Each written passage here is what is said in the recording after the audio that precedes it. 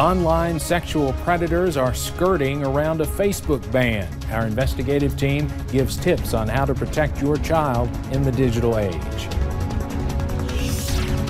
Now at 5:30, I'm Hannah Reynolds, and today I talked to Laurel County officials about what they're calling the light at the end of the tunnel. I'll tell you what that is here in just a few minutes. Another winter weather advisory is out for the mountains. We'll break down those details now at 5:30. Dedicated to southern and eastern Kentucky, this is WYMT Mountain News at 5:30. Good evening, I'm Steve Hensley. A little more snow is on the way before a big weekend warm-up.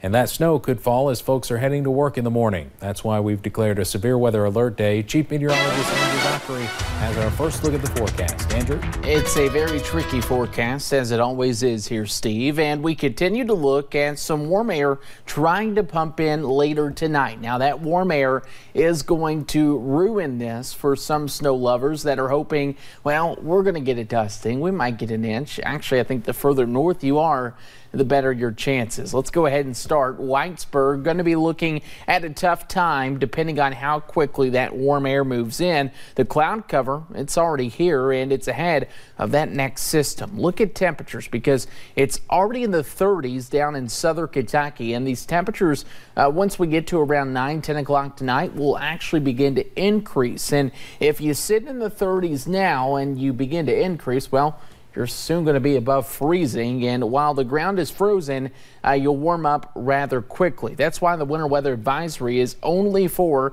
areas along the Hal Rogers Parkway, Louis B. Cumberland Parkway, and areas north. I think the further north you are, the better your chances. So some light snow and yes, even freezing rain possible tonight with that frozen ground. And then we warm up by Friday afternoon with some more weekend warmth in that forecast, and we will finally begin to thaw out for a couple of days. Steve will have a full look at what you can expect coming up here in a few short minutes. All right, thank you, Andrew. It was another day of sub-zero temperatures from the Midwest to the Northeast before the worst of the deep freeze moves out. At least 11 deaths are now blamed on the weather. CBS's Tom Hansen reports from New York City. The polar vortex that blanketed the Midwest with bone-chilling cold and snow has arrived in the Northeast, bringing historic lows. Got all the shows on Broadway. The deep freeze is bad news for Melanie Ryan. She works outdoors in Times Square. Oh God, it's freezing. It's rough. I mean, I know how to layer up and I'm ready for it, but you can't hide this because you have to talk to customers. Residents across New York are being advised to stay indoors. You have some places in the state -10, -20 degrees. So the sub-zero temperatures are very, very serious. With the wind chill, the temperature here in New York City feels like -13 degrees. It has tourists breaking out their winter gear. Just plenty of layers. Plenty of layers and scarves, gloves, hats. In Wisconsin, hundreds of schools and government offices remain closed with temperatures dipping to -16 degrees. It's brutal. It's the coldest I've ever been. The Arctic blast is freezing over the Detroit River. And in Michigan, the 3 big automakers are shuttering plants due to a natural gas shortage caused by the frigid weather. A warm-up is on the horizon. Areas like Chicago will thaw out from -23 degrees and bask in the mid-40s to low 50s this weekend. Tom Hansen, CBS News, New York. The Postal Service also suspended service for a second day in 6 states.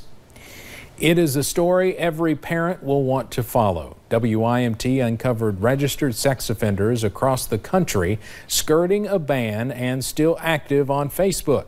Investigate TV's Rachel DePompa not only gets results from the social network, but she also looks at the danger that is still out there across social media and how you can spot an online predator before they get access to your child.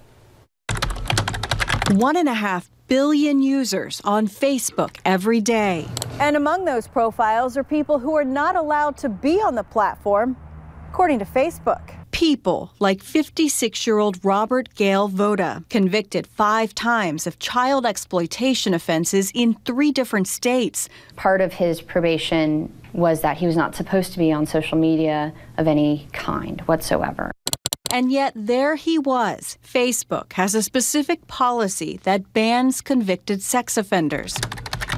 But in just 3.5 hours, our investigation easily tracked down registered sex offenders in 7 different states with what appeared to be active Facebook profiles. An Ohio man labeled a sexual predator, a 35-year-old woman in Kentucky convicted of raping a 13-year-old, a Virginia man who enticed a minor to perform in pornography, another convicted of raping a 15-year-old in Alabama. We found so many offenders on Facebook in such a short time, we eventually stopped looking and reported our findings to Facebook. The social network immediately launched an investigation and disabled the accounts. You never know who you're talking to on the other side of the computer. Brianna Valentino is a forensic interviewer with Stop Child Abuse Now. Kids are very accessible to people who mean to do them harm. Even if your child is not on Facebook, they need to be careful, and you need to know what sites they are active on. And they also don't realize if they're on multiple sites, then they're accessible through those multiple sites. Voda pleaded no contest to electronic solicitation of a minor. His capture is a victory for Ford. That's why she needs parents to help and have age-appropriate, non-judgmental conversations with their children now. This is something that could happen, and if it does, just stop what you're doing, come to me, talk to me, we'll work it out together. You're not in trouble. Detective Ford says there are steps you can take to be proactive. First, we know our kids are attached to their phones, but experts say they should not have them in their bedrooms at night. And consider this rule: tablets and computers should only be used in open areas of the house. And do your research. Know the apps that are out there. One hides photos, and it looks like a calculator. Rachel DePompa, WYMT Mountain News. So how do you report a sex offender on Facebook? We'll walk you through the process in our story on WYMT.com. The youngest of the Charles Manson followers has been recommended for parole. In 1969, 19-year-old Leslie Van Houten participated in the killings of Los Angeles couple Leno and Rosemary LaBanca. Yesterday, a panel of state commissioners recommended 69-year-old Van Houten for parole. She was granted it twice in the past, but former California Governor Jerry Brown rejected it both times. Van Houten's fate is now in the hands of newly elected Governor Gavin Newsom. Laurel County officials say after a 10-year slowdown in their economic growth, 2019 may just be the year they begin to boom again, with several businesses coming within the next few months. WYMT's Hannah Reynolds talks to officials in Laurel County about what they expect. Starting off the year on the right foot. If 2019 is going to be any indicator of what the last quarter of 18 is going to be, it's going to be a blowout year. Officials with the London Laurel County Industrial Development Authority say there are plenty of businesses heading to town. We'll have a hemp store open up. We have Koi is going to open a new Japanese restaurant. About 6 weeks and we'll open Texas Roadhouse. We have just numerous progress at the Kmart building. And that's not including the contracts in the works. Back in 08, 09, as you know, the economy was in a turn down and everything kind of froze up. Today, fast forward 10 years later, it's phenomenal. And Thompson agrees it is their light at the end of the tunnel. Retail is bustling, industry is expanding. We're getting a lot of calls looking for locations. We've had a lot of expansions that creates a lot of jobs. With their location off I-75, along with 60% of their workforce coming in from other counties. We're super excited about 2019, and I think it's going to be a stellar year. They expect to continue seeing their county flourish. In Laurel County, Hannah Reynolds, WYMT Mountain News. Thompson says Hometown Hemp, one of their new stores, has a grand opening tonight and officially opens tomorrow. Coming up on Mountain News at 5:30, how a security team is protecting the more than 1 million visitors and fans in Atlanta for the Super Bowl this weekend. And do you like KFC chicken and Cheetos? Well, the restaurant is releasing a new sandwich you may want to try. That's just ahead in our Money Watch report. Kids serving others on the streets of Paintsville. And the idea started just across the street at the movie theater. We'll have more details coming up.